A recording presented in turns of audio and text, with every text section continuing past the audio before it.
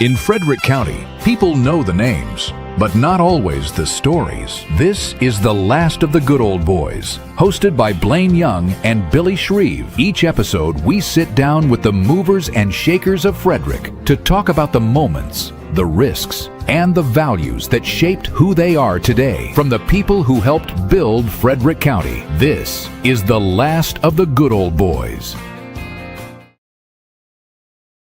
Welcome to The Last of the Good Old Boys. I'm your host, Blaine Young, broadcasting live at Studio 401 North Market Street. Joining me, of course, is Billy. He's got many nicknames, as I said, Tripod, Rudder, Billy Boy. We've got a whole gamut of nicknames for you, Billy. Fuego. There you go. And, of course, Danny G's working the board. Also, if you have questions, you can still go to the chat and leave your comment or question in the chat. Now, Billy, what is this? What episode is this now, I think Danny? it's Number 8. So this is episode number 8. Billy started working on me about 6 months ago. 9. And I heard of this wonderful thing through Everything Frederick that Danny was getting going. And we're broadcasting live right here at 401 North Market Street, right in the front window. If you drive up and down North Market Street, you can always drop in and stop in and say hi, or just give us the horn or give us the finger, whatever you feel like. So I was asking Danny before we go to our guests, which we have a very distinguished guest we're going to get to. Trying to understand, this is all new to me. So how many platforms are we on, Danny? Right now we're on 4. We are on 4 platforms, 2 Facebook pages in a Facebook group and YouTube. And so these live forever. They do. And, I always, in the other world, you went to Arbitron. The other world, like the upside down. Well, I don't like mention the past of how you did it, but there's a rating service called Arbitron. Stay away from your past. Yeah. So Danny understands what I'm talking about. Yes. So we're trying to. So you were giving me some feedback because I wanted to know whether or not people were enjoying this show, or am I just wasting my time? Never a waste of time, Blaine. Never, even if just one person watches. But No, that's a waste. That's a waste of time. A lot of people may not watch live, but they're definitely watching. We had close to 2,000 views for your interview with Sheriff Chuck Jenkins and Brad Young. And look, I mean, I think it's important that and what I love about this, absolutely, and this is why I really love that we're doing this show, is it's just about the stories behind the people, and I really love that. Right. So I think it's great to get to know the people, because especially people that are in the news, all you hear is what someone writes about them, right, or what they voted on. You don't really ever know the person, and Blaine, acting like Barbara Walters, really brings out the best in people. Well, I don't know about that, Billy, but what I do know was I did not want it to be like my previous life in the radio show we did. So what we wanted to do is exactly what Danny said. We want to talk to people that helped shape and make Frederick County what it is today. We will ask them hot topics if hot topics are available and are current. But we're also going to talk to the people that will make and shape Frederick County into the future and find out what their past experiences were, their resume, what made them, where are they from, and where do they see Frederick County going. So, what boat did they come over on is always a good question. Yes, he's going to ask Winslow the boat question. Winslow Burhans the third, from New Market, Maryland, the cabinet maker and shaker and baker that is in his 7th term as New Market mayor. Is that right? Wow. Winslow? That's correct. 7 terms. In today's world, 7 terms. How 25 years? 25 years. How old were you when you became mayor? 36. 36 years of age. Wow, congratulations. That's big. So let's turn back the clock, Winslow, and let's talk about your life. Let's go back to the First of all, Winslow's like, you don't want a name like Winslow. I'm like, yeah, well, try a name like Blaine.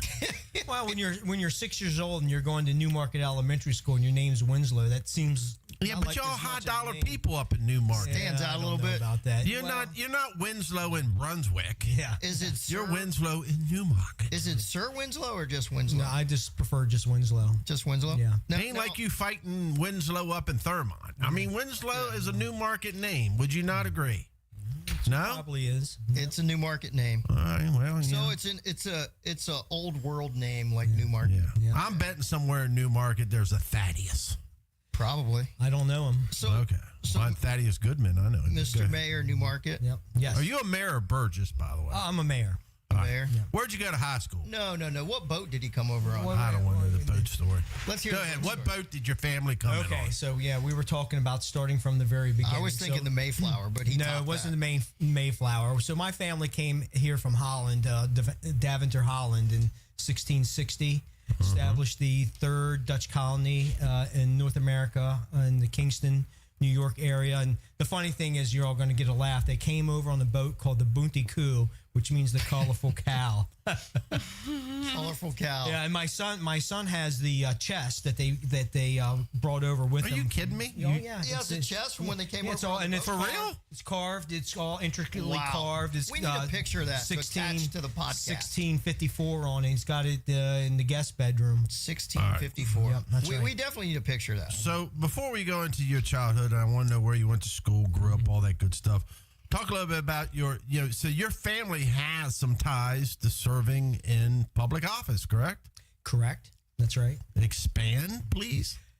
Okay, so my grandfather Burhans was a two-time county commissioner in Washington County. He was president of the county commissioners in the late 40s, early 50s. He's primarily responsible for getting South High School built at the time. That was their big thing, is fixing up, and the state of the high schools back then was pretty bad, and that was his thing. I guess my grandmother was on some of the PTAs or whatever, so she made him get involved, and that's what he did. And then he decided to run for mayor of Hagerstown, so he was a 3-time mayor of Hagerstown. I actually have a Burhans room there. They do have a Burhans room there. My dad I was in Hagerstown City Hall, saw that. Yep. Yeah, it's quite a room. It looks like you're in Germany or Austria or something. The craftsmanship's amazing. Yeah, my dad built that room with the guys that worked for him at the time, and I have to admit, it is a pretty amazing room. It is. Yeah. So was he also in the legislature one term, I think? Or no? No, he was the president of Maryland Municipal League statewide. I want to say in 1960. So your grandfather served office. What about your dad? Did your dad foray into public office at all? I know he's very active. No, my dad wasn't. He graduated North High and got into construction and building cabinets and that sort of thing. Running around the streets of Hagerstown. He was a hub, North Hagerstown hub. So Stirred it up a little bit. So your grandfather, your dad were from Hagerstown. Mm-hmm. Did you guys take a boat down the Potomac to get to Frederick, or how'd you get here? No, we didn't. Yeah, I would take him. I think we just took a car. So where'd you land, and where did your family relocated to Frederick County, correct? So my mom's family is from Newmarket, the Zimmermans, and so they they've been there in Newmarket for 6 or 7 generations. I have a graveyard full of ancestors behind the Methodist Church. So, basically what happened was, I guess in the early 60s, it was sort of a recession and there was job opportunities. And my grandfather had a property that he subdivided for my mom and my mom's brother and my grandmother's older brother, my uncle. And we called it the family compound. So while I was born in Hagerstown, I don't know that I spent many nights in Hagerstown, because I spent most of them at my grandmother and grandfather Zimmerman's on Main Street, because both of my parents worked. So I was really close to them. And my grandfather was a Lion. He in the Lions Club helped establish that, helped get the Newmarket Fire Department going through the Lions Club along with Jim Hahn and Frank Shaw and Frank Smith. Hahn of Hahn's Transportation. Yeah, Hahn of Hahn's Transportation. And Wow. he served. He had the canning factory in Monrovia, where the train overpasses it. All the trucks get stuck now. So that was a cannery? That was a cannery, and Jenkins also had a Jenkins Motors. Neil Jenkins Had a canning factory here on South Street, and they were good friends and had season tickets to the Baltimore Colts forever and ever and ever. And that's not forever because they left us. Eventually. But for a long time. Well, he had them for a long time, and then I hear stories about them. Yeah, so Neil Jenkins, my grandfather actually worked for Neil Jenkins there at the cannery. So did my great uncle Dick, and then Where was the cannery? right on, right where down from across from the school board building across the street with that Burt building that Burt Anderson redid. Okay, right on the corner where the there. train comes in, and of course Neil Jenkins had a cannery down on the Eastern Shore also. But then when he bought out the Thomas brothers, they started what was known as Frederick Trading. My uncle Dick went with Frederick Trading. My grandfather Bill Molesworth stayed with Neil Jenkins until eventually cannery was not needed anymore. But yeah, you had in Newmarket right there. You had the cannery there, Winslow. That was a bank on the corner, and then that was also I think a stop where a lot of the farmers brought the milk. So It was a general store and post office there too in that part of Monroe. Well, milk wasn't pasteurized yet, so they would get it to the train as quick as they could to get to Baltimore. Wow, that's cool. So a lot of people say that is why that bank, if you're familiar with that bank that's right there on Route, what is that? 75 was placed there because they wanted to have, the Welcome family. I'm trying to think. There was 3 or 4 families that were big farmers to, deposit that money there in that bank. And then Romy Welcome obviously got into the drag strip, and they had 75 and 80. But a lot of people don't know it is Venture Park USA is in town limits, right? Yep, that's correct. We annexed it about 15 years ago. So that's Newmarket. That's in Newmarket. It's the only thing south of 70 that's in the town of Newmarket. That had an interesting little history how we got that, but yeah, it's in Newmarket now. So you went to Linganore High School, I assume? Yes, I did. Graduate in 1983. Then went to University of Maryland? That's correct.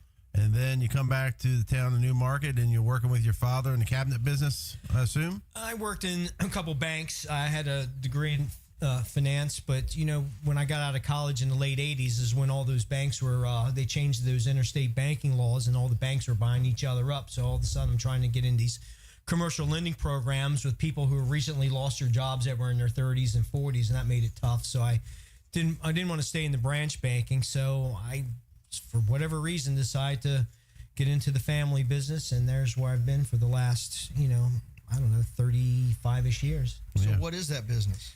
So it's Burhans Cabinet Company. We do commercial and residential cabinetry, mostly commercial anymore. And I have a small set of GCs I do work with, and it's all based on having good relationships and that sort of thing. So what's the difference? Commercial versus like cabinets you see in your kitchen. What's the difference? Well, the most part is it's the commercial is all office stuff, so it's a lot of laminate work, a lot of reception desk, radius work, those sorts of things. Whereas it's not as much as working with wood and staining wood. Although I've done plenty of that in my day as well.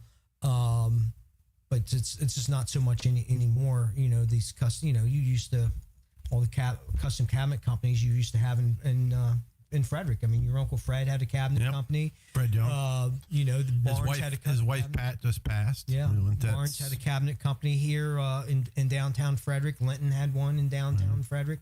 My dad, I think, was the last person standing for a long time, but you just had to transition over to commercial once the big box stores came. You just couldn't compete with that. So your family's involved, pretty entrenched in Hagerstown. 2 terms county commissioner, 3 terms mayor. Your dad starts cabinet business. You move down here. You living in Newmarket. Your mom's family from Newmarket at an age, what'd you say, 36?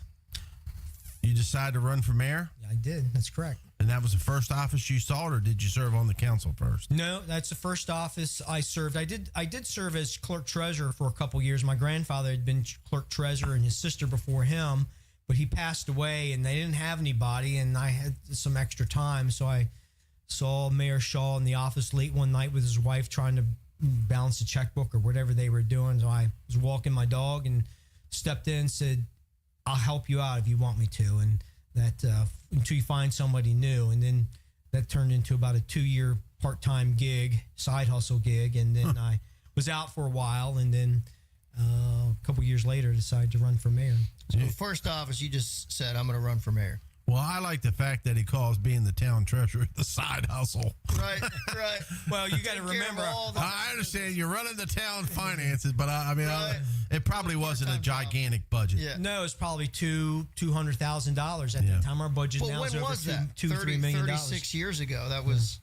Well, 36 years ago, Yeah. maybe our budget was maybe 400,000. It's way more than that. But still, today. at that time, that's a tremendous amount. Still of significant. money. Yeah, significant. So what made you decide to run for mayor, and who did you beat an incumbent, or was it an open seat, or what? So I did. I beat the gentleman who was, I guess, nominated to replace Frank Shaw, and Frank Shaw passed away. I remember this. Suddenly. So what happened? And Well, back up. What happened now? So, Frank Shaw decided not to So run he was again. mayor. There was someone that was nominated to run, and Winslow filled, decided to run. well, no, wait, that's not exactly Okay. right. So Frank Shaw passed away. He had been Yeah. mayor for 28 years. So he oddly was in enough. office and And he passed was away. in office and passed away. They appointed a new mayor. He served for 2 years. What was his name? His name was Rick Fleshman. He has That's who I was thinking He of. has an antique shop, a really nice antique shop there on the corner of Main Street and 8th Alley, pretty close. But to my the- point is, he was appointed to fill mayor, and then he ran, and you ran against him. Yeah, that's correct. Wow. So Frank Shaw, 28 years, then Rick Fleshman, 2 years, filling out the remaining of the term, and then the big election happens between you and him. That's correct. That's The right. showdown. The And showdown what was in the I remember this election. And I do too. What was the topics? What was what drove people to decide to vote for you over the picked successor of the 28-year mayor, Frank Shaw? Well, I think that we had seen that our zoning was antiques only, and it had been that way since 1976. And you could see for a number of years leading up to that election, almost throughout the decade of the 90s, that antiques had kind of ran its course, and a lot of people were retiring, or they died, or they got divorced, and they'd move and they'd sell their home, and new antique shops didn't infill where those old properties were. And it's like, hey, there's a lot of neat stuff we could be doing here, and we're not doing it. And so that's Now, they were the glory days, because downtown Newmarket, there was a sign off of 70. I think it said like antique capital of Maryland or something. Antique capital of the world. And then you had Mealy's restaurant. I mean, there was there's a lot of antiquers. Yep, that's correct. Yeah, That's correct. I remember that sign, Blaine. Yep. Yeah. And So- they weren't happy about changing it, but we weren't exclusively antiques before 1976, and it worked, and we just kind of went back to where we were before that time. And But do you just go back, or do you have to change stuff to let it go back at that time? Do you have to change zoning? What'd you have to do? no, I mean, you had a residential antique district, and now we call it residential merchant. You just change your use matrix in your zoning ordinance to allow certain principal permitted uses in that district that were mainly retail oriented. But the politicians had to do it. We had to get it done. Yeah. Yeah. I mean, someone had myself, to do along with the new council at that time, had to get it done. Yeah. And at the time, I think it was a big deal. So talk about the structure. You have mayor and you have a town council, correct? Yeah, we have a mayor, myself, and we have five council members. And I've been several different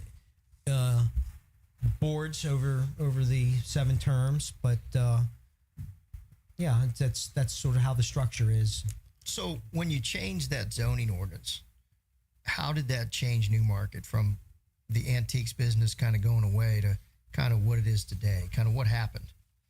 Was it successful? Well, the answer is yes, it was successful because we got a lot of new shops in, Spoil Me Rotten, Barefoot Boutique. We had a pottery shop come in. Ori's Florals came in and is still here. You had well, now we have the dance studio. We had 12 West Main. It was an art studio. So we were really doing really well. How many businesses you have in downtown Newmarket? I don't know if I could count them at the 10? Probably 10, 12. Okay. Yeah. Well, you got how many mostly restaurants? We have Prospect Pantry. We have Vintage. We have 5 West Main. We have the Derby. Now, of course, if you go across the highway, they have the restaurant over. So is that all in Newmarket across 144? Yeah, well, or 75, whatever that is. Well, we go across 70 to Adventure Park is in the town. Okay. And how about the other way, going towards McDonald's and everything? Do you cross that? Well, yeah. So so oddly enough, Burger King is in the town, but McDonald's is not. There's 2 vacant lots. One's in the county, one's in the town. There's the Asian Bistro is in the Newmarket Common Shopping Center. Yeah, so those 2 shopping centers. Yep. Those 2 shopping centers are in the town. So you have the old the district and the new district. Well, the Newmarket Shopping Center is not. That's the thing people don't know is that there's a lot of things that look like they're in the town, but they're not because the county is zoned for development around the town, and that's always been sort of a point of contention. You understand why planners would zone for development around a major interstate interchange, but when your municipality's there, you start having to compete, and you don't want to become the small town surrounded by a larger town because you deal with all the headaches, but you don't get any of the resources to deal with them. So you want some of the money that comes into the town because you're dealing with it anyway. Correct. Yeah. All right. We're going to take a break here. You're listening to the last of the Good Old Boys with Blaine and Billy. Our guest is Winslow Burhans III. He's in his 7th term as mayor. When we come back, we're going to talk about what you've seen over those 7 terms. I know that you've gone everything from Mealy's leaving, the speed cameras, the growth, the cattle crossings, you name it. And we'll talk about that when we come back to more of the last of the Good Old Boys on 401 North Market, Studio 401. Sponsored by Intense Barbecue, family-owned barbecue food truck and catering company cooking in small batches to ensure that the food is the freshest it can be. Intense Barbecue can cater your events, and they do any kind of food. It doesn't have to be barbecue. Find them at IN, the number 10, SEBBQ.com, and satisfy your meat tooth. Think you've seen it all? Danny Gurry keeps finding Frederick's hidden gems. Family spots, mom and pops, and can't miss bites. Good Morning Frederick. Make sure to watch live at 9 a.m. every weekday on Facebook and YouTube. Welcome back to the last of Good Old Boys with Blaine Young, Billy Shreve, Danny G taking care of the controls over there. If you do have a comment, question for myself, for Billy, for the mayor of Newmarket, Winslow Burhans III, go to the chat box, leave it in the chat box. We are going to, as this thing evolves, be able to take phone calls at some point and be able to have you dial in and ask questions.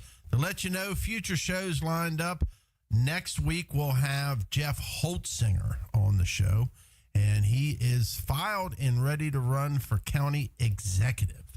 After that, we're going to have Tom Chase, who was a former lieutenant with the Frederick City Police Force, and we're going to talk about a lot of different things that he has seen over his lifetime.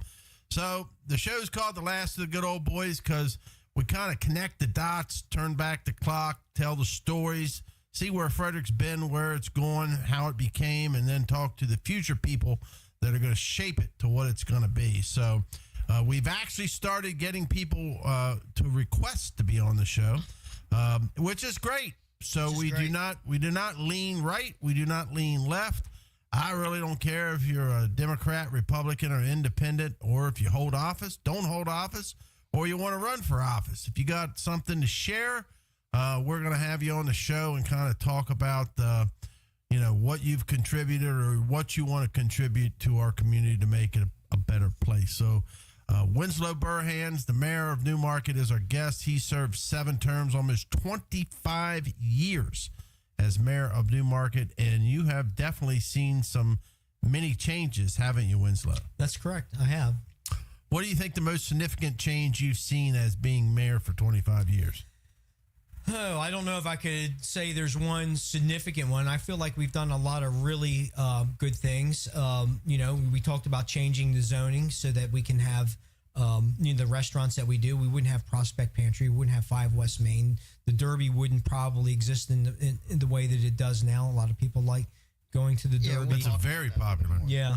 One of the things we did, we got together with the county and we brought in public water. We had public sewer, but we got with Mike Marshner, and they had they wanted to run a line around the town, but it made more sense to run through the town to serve the people on Main Street, to have a safe and reliable source of public water, which is also really good when you have restaurants on your Main Street, not to be reliant on well water. So that was a big thing that we did early 2003, 2004. And I think people don't realize that. Like, I sold a building in downtown Newmarket. It was a former bookstore, and it didn't have running water or a bathroom. I know which one you're people talking about. People don't realize that. Yeah. Really? Yeah. I mean, that wasn't that long ago. Yep.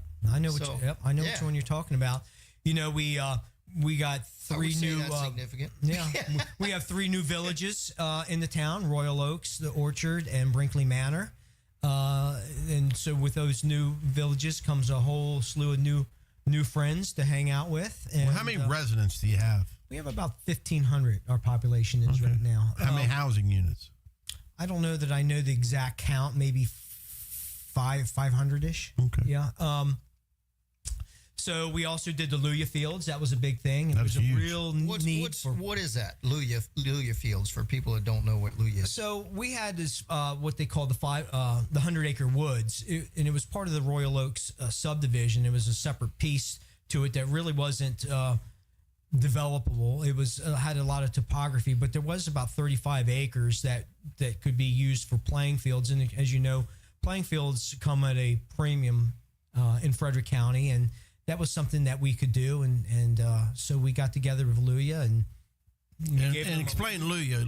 Luya is an athletic nonprofit association that provides tons of different sports activity for the youth. I think Luya stands for what? Linganore? Linganore Oakdale Urbana Youth Athletic Association. Yeah. Okay. So we gave them a long-term lease. They had to do all the site work. What did you build there? Well, they got soccer fields, baseball fields. They got a lacrosse wall. They've got Jeffy's Field, which is a nice little baseball stadium that they built in honor of a young child who tragically died of a rare blood disorder. And so you've got quite the Jeffrey Hayek, complex. the Hayek family had that built. So that was a big thing. Of course, we've got the Calumet subdivision getting ready to go, and that gives us the Newmarket Parkway, which will help alleviate the traffic on Main Street, and it will have a backdoor connection to the Luya Fields so that we remove some of the traffic from the Luya Fields off of Royal Oak Drive through Newmarket West. We're hoping that we're going to make that happen. So let's talk about that. So small town, and just those things. Bring water and sewer to all the properties on Main Street. That's right. Luya Fields. Yep. And let's talk about the Derby for a second. Because I know firsthand, like Vanish, if anyone's been to Vanish in Leesburg, one of the reasons that's there is because they couldn't do that in Frederick County. So in the town of Newmarket, you have the Derby, which has outdoor seating, outdoor music, outdoor ice cream parlor. That's right. And all kinds of stuff. You couldn't do that in Frederick County. You can only do that in a place like Newmarket, where you can actually work with the town and make stuff like that happen. Yeah. So when you're in a small town, I feel like you can be more responsive to the needs of what businesses need or want and what residents want. Well, you can have a beer with the mayor. Yeah, you can have a beer with the mayor. Well, I mean, I'm not being smart when I say that, but the bigger you grow, the harder it is sometimes to access the people that can create the opportunity, and sometimes the people that can create the opportunity don't have time to sit down and really see what the opportunity is. Well, Yeah, I exactly. can tell you a place like the Derby is a great place because all the townies come there, and you go in there and and you get a chance to sit down and really talk to people, establish rapport with people. They know who you are. I remember when it was Milo's. Yeah, it was Milo's before that, and Mallard's before that, and Village Tea Room before that. But but small town government can kind of do things a little bit more quickly and with less bureaucracy and that sort of thing, and bring the things that people want. People want, these food service establishments, again, like 5 West Main, who has the coffee and the pastries and stuff like that. Got a great breakfast burrito. Yeah. Vintage is kind of a more upscale sort of thing. Elevated American cuisine, I would call it. Prospect Pantry has their little niche going, and then of course, the Derby, and so those are the neat, quaint little things that I think we can do in a small town that might be a little bit more cumbersome. Let me give you an example. So we have a yoga studio, Fit to Shine in Newmarket, and you hear a lot of people talk about how cumbersome it is to work these use matrix and zoning in the county or the city and stuff like that. What's allowed and what's not allowed. And what happens is business can innovate quicker than government can keep up. Laser tag was the proof. Hey, quicker than government wants to keep up in most cases. Yeah. Well, we want to keep up, but that's what business does, is they innovate. They're the ones that create value and economy, not government. Right. So, they had a problem where they wanted to do a yoga studio that was permitted in the residential merchant district, but they wanted to do these exercise bicycles. Well, that was a fitness gym, and that was outside that district. But so our zoning administrator called me and said, "What do you want to do?" And I was like, "Well, this seems kind of silly. They just want 5 exercise bikes in the back room. I don't know why we can't make this happen." So we picked up the phone and we got on a conference call with the town attorney. In about a half hour, they decided that, yeah, this is a subordinate use to a yoga studio. It's subordinate to the principal use, and so she signed. They wrote it out why they did it and signed it. We didn't make them pay an extra fee or do another site plan or any of those other things. In a half hour, we solved the problem. I think if you went to the county, or the city, so, it might be a little. You might be a little bit more cumbersome, more of a process. So, Danny, do you know what zoning is? Yes. What is it? How property is to be used. Zoning is a political mechanism for the governing body to tell you what you can and cannot do with your property. Right.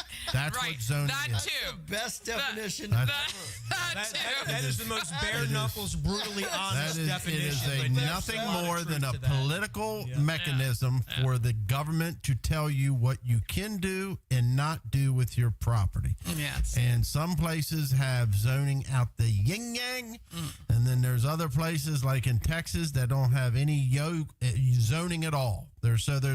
And believe me, I've seen it work both ways. So, and what Billy's talking about is like when laser tag came out. Yeah. Laser tag was technically illegal and when it was being done because it was not identified in the zoning documents as an allowable use. I think it was paintball. No, it was laser tag. No, I remember because Larry Stottlemyre brought laser tag out on Thomas Johnson Drive. Yep. And he changed those batting cages into a laser tag, and it was not an allowable. It wasn't identified. Like as somebody said, the business evolved itself. Yeah. Just for instance, I hope you are.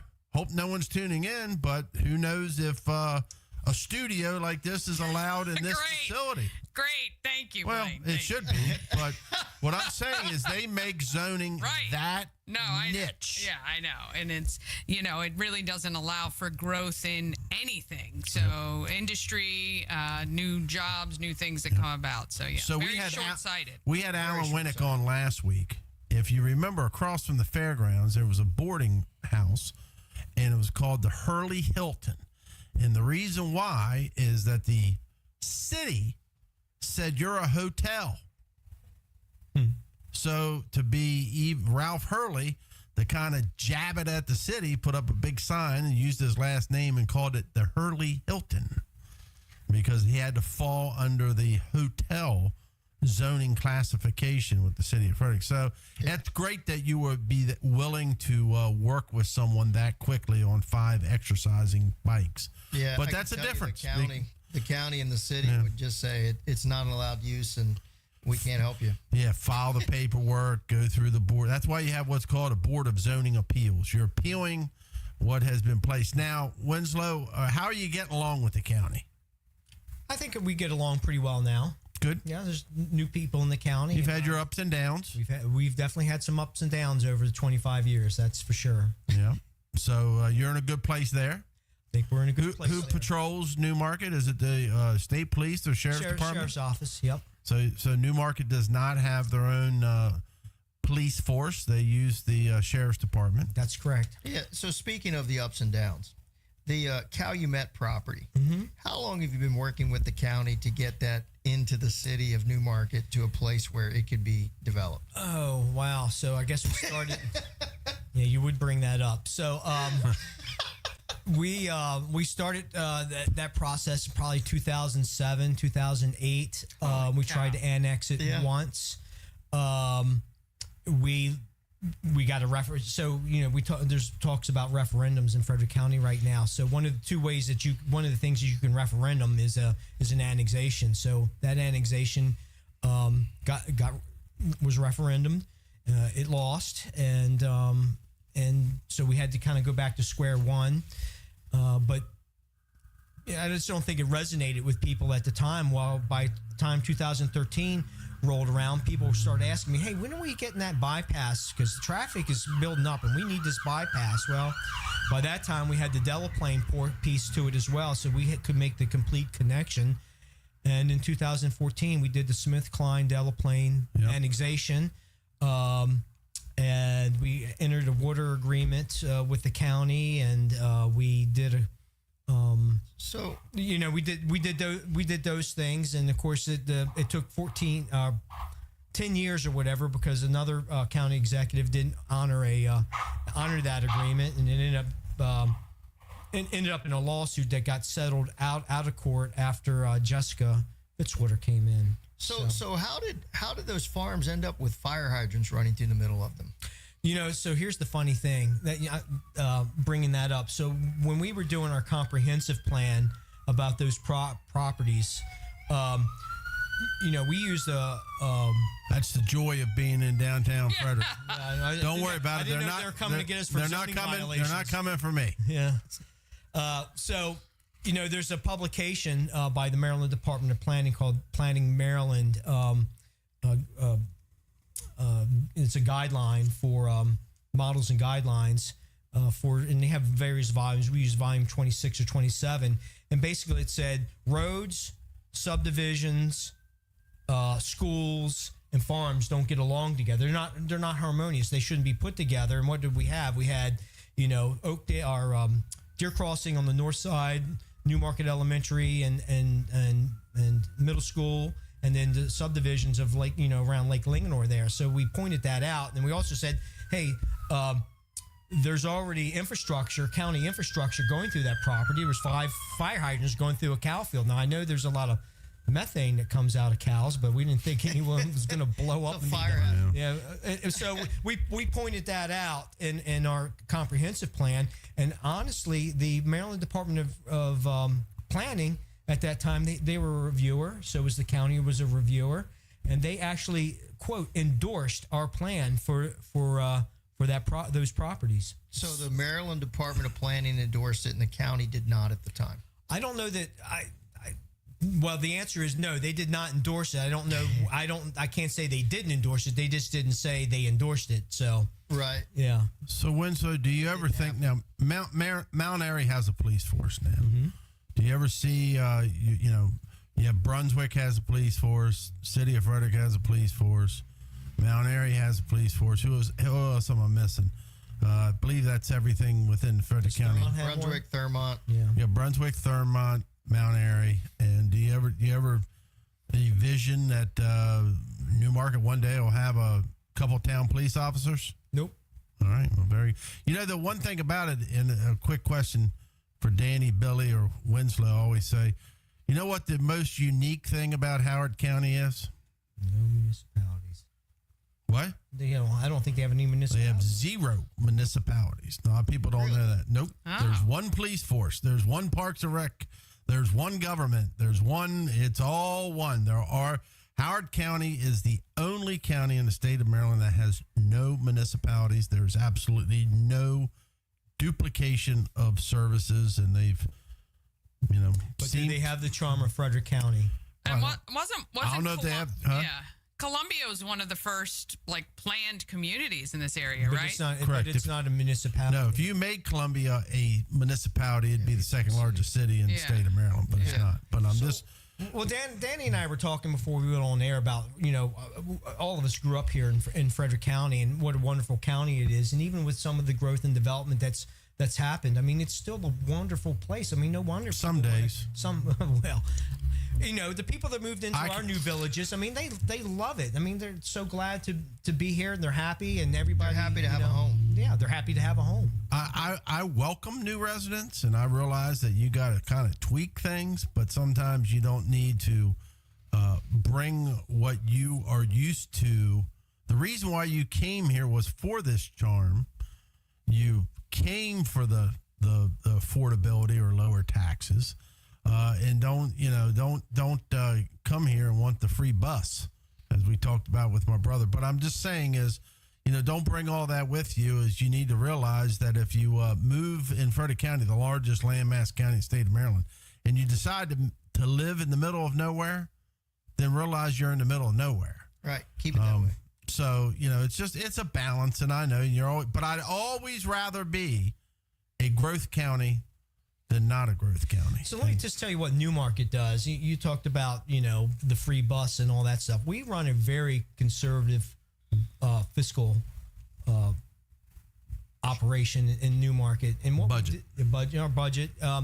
So we have $6.8 million in unrestricted funds.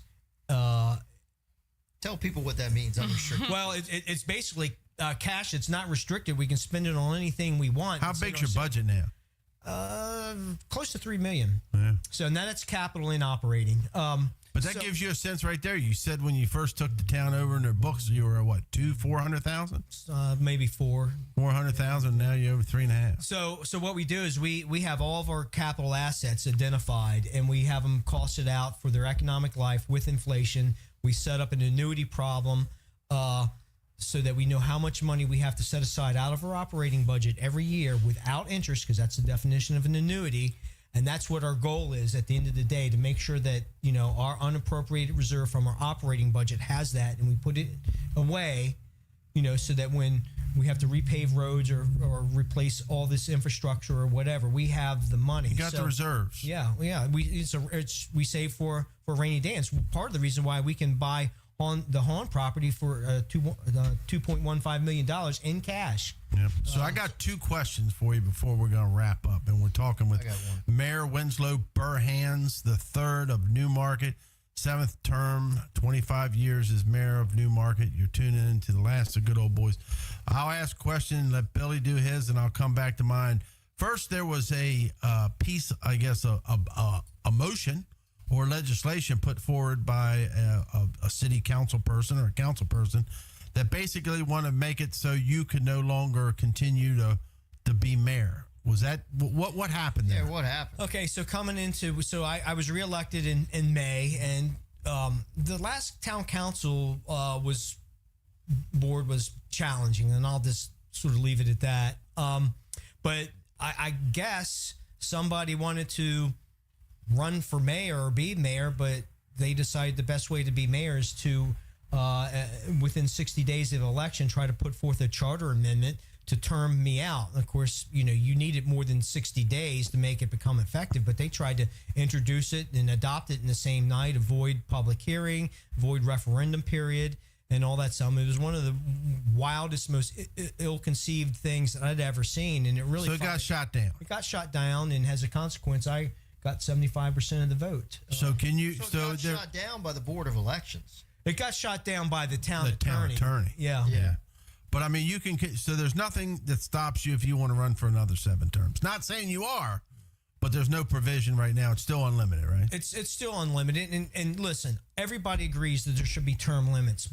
But when you have a small town and you don't have a lot of people to draw from, I'm mixed on term limits. Yeah, you'll get rid of people that have a lot of institutional knowledge and and experience. So one of the things that we're doing in this term, we've got some young ladies that I'm really excited about that, if they get on here and they learn some things that, they might be my retirement. I keep telling them my retirement plan, don't mess it up. See, I'm for term limits with breaks. I don't think that, in other words, if you want to, someone, me personally, I think if someone's president for 8 years, they need to take 4 years off. But if the American people decide they need them and they run and want to put them just for Congress, it should be 4 or 6 terms, and they got to take a break. Yep. But if they want to come back and run again, same with all offices. So I agree with term limits partially, but at the same time, if the talent's there and people want that talent to continue and they're willing to vote for it, So, Billy, what's your question? So my question is twofold. So we talked about kind of what Newmarket is today. So 2 questions. When was Newmarket established? We talked about what you're doing recently and kind of what are you doing in the future? You just got elected mayor, and so you bought the Hahn property. So when was Newmarket established? You bought the Hahn property. What's the future of Newmarket look like with that property? Well, so the town was established in 1793. Now jump ahead 235 years, and there you go. We bought the Hahn property. It was what was the Hahn property? Yeah. Well, Hahn had a transportation company. They hauled oil, and that was their business. They had started in the 1930s, and I guess over time it kind of wound down, and Barbara Windsor was ready to sell it. She was the daughter of the owners, Bob Windsor, Bob and Becky Windsor. And it's a super nice building. And it's already a commercial building. We're going to have to do some things to get an occupancy permit to move in. But one of the bigger, and it'll be our forever home because I don't think that we'll outgrow that. We're going to outgrow 40 South. I don't know. I don't remember off the top of my head. It's like 5 acres or something. I don't think it's 5, but it's probably between 2 and 3. I don't know. So it's the city offices, basically. Yeah, and of course, they have the buildings back there for storage or whatever. Stop hitting your hands, Winslow. But there'll be plenty of parking, and that is a concern for a lot of the businesses, having enough parking to. So it'll be it'll give you some all-street parking, a new bigger office to accommodate your new residents. Yep, that's right. Yeah, and of course we have that lineup of traffic at the elementary school at 245. That now we can. Tell the elementary school and the sheriff's department, you can direct them into there to get them off the street so that it doesn't block all the traffic. People trying to get home, going to Lake Lincoln, or heaven forbid if the fire department has a call. So the last question I have for you is, it may continue within the family, political service, serving the public, politics, as your son, Kai, has decided to put his hat in the ring and run for office, county council, right? That's correct. How you feel about that as a dad? I'm super proud of Kai. He wants to serve. He wants to serve his community. He does so through Helping Hands, Caring Hearts, the Rotary Club, and other things. That's just who he is. He wants to solve problems. He's a very thoughtful kid, very polite kid. I shouldn't say him kid. He's 25 years old. He's a young man, but He'll always be your kid. He'd still be my kid. And he's been planning on this run for 2 years. I mean, he's been meeting people, talking to people, learning things.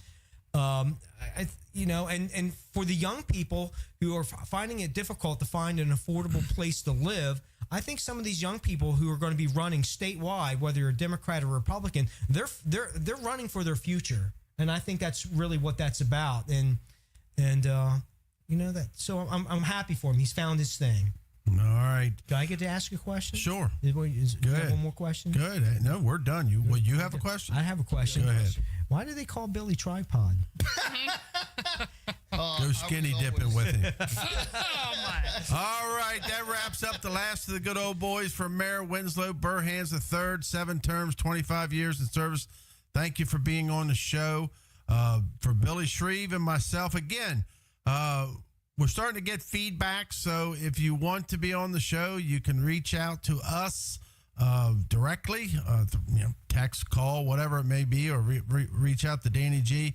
Again, I think everyone kind of feels what the vibe and the format of the show is going to be going forward. Next week, we do have Jeff Holzinger on that has filed for county executive. But remember, Jeff is from this town. He's got a great story to tell. Served as mayor in a historic mayoral election way back when actually Jennifer Doherty got defeated in the primary. So we'll talk to him, and then the following week we'll talk to Tom Chase. And with that, for Danny, for Billy, for Mayor Winslow Burhans III from Studio 401 on North Market Street, good night from the Last of the Good Old Boys podcast. That's this week's conversation on The Last of the Good Old Boys. Join the discussion, drop your questions and comments, and be part of the conversation. Catch us live Wednesdays at 6 p.m. on the Everything Frederick Live YouTube channel, right here from Studio 401.